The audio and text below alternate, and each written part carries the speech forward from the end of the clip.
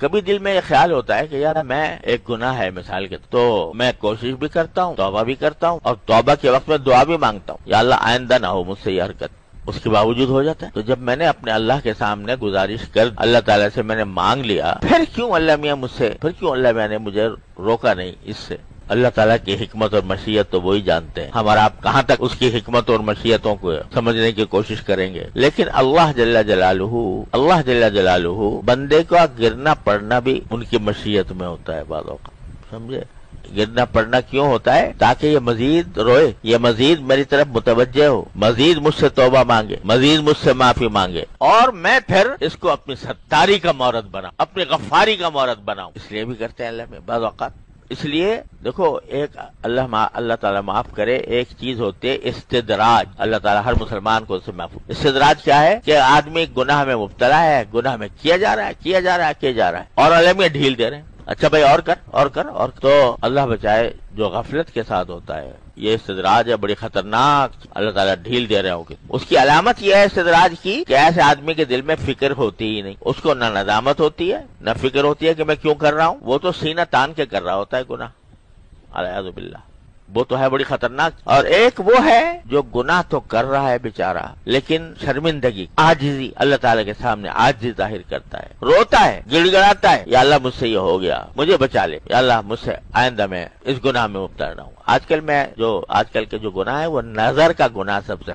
خراب ہے، تو میں اس کی خاص طور پر، اور بھی غیبت سب پتہ نہیں کیا ہم مبتلا رہتے ہیں جن گناہوں میں۔ اب ہم جیسے لوگ جن کا بہرحال کچھ نہ کچھ کسی بزرگ سے تعلق ہے، کسی کا پاس بیٹھنے کا موقع ملا ہے، کچھ دین کی تعلیم حاصل کی ہے، کچھ تعلیم دے رہے ہیں، تو ان سے یہ توقع تو مشکل ہے کہ وہ نماز چھوڑنے کا گناہ کریں گے یا وہ معاذ اللہ شراب پی لیں گے۔ لیکن جو گناہ پھیلے ہوئے ہیں معاشرے کے اندر، اچھا خاصے پڑھے لکھے اہل علم کے اندر، نظر کا گناہ، کان کا گناہ، غیبت کا سننا، زبان کا گناہ کہ زبان بے تکان چل رہی ہے یہ سوچے بغیر کہ میں سچ بول رہا ہوں یا جھوٹ بول رہا ہوں، میں مبالغہ اتنا کر رہا ہوں کہ وہ جھوٹ کی حد تک پہنچ رہا ہے، غیبت کر رہا ہوں، کسی پر بہتان لگا رہا ہوں، کسی پر الزام لگا رہا ہوں، کسی کی دل آزاری کر رہا ہوں، یہ گناہ عام ہے ہم سب میں۔ تو پہلے تو اس کا احساس ہونا چاہیے کہ گناہ ہے، اور احساس ہونے کے بعد شرمندگی ہونی چاہیے۔ غیبت کر لی اور شرمندگی کوئی نہیں، اللہ بچائے، جب کیے جا رہے ہیں اور کوئی شرمندگی بھی نہیں، اس سے توبہ کرنے کا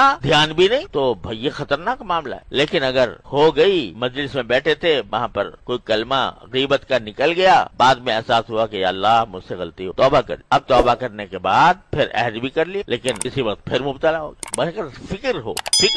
اور پھر مبتلا ہوئے، تو پھر اس کو گھبرانا نہیں چاہیے، مایوس نہیں ہونا چاہیے، اللہ تبارک و تعالیٰ کے سے پھر توبہ کی طرف متوجہ ہو۔ بازا ہرنچ ہستی بازا، گر کافر و گبر و بت پرستی بازا، این درگہ ماں درگہ نومیدی نے، 100 بار اگر توبہ شکستی بازا، 100 بار بھی توبہ توڑی ہو آ جاؤ میرے پاس۔ تو جب بندہ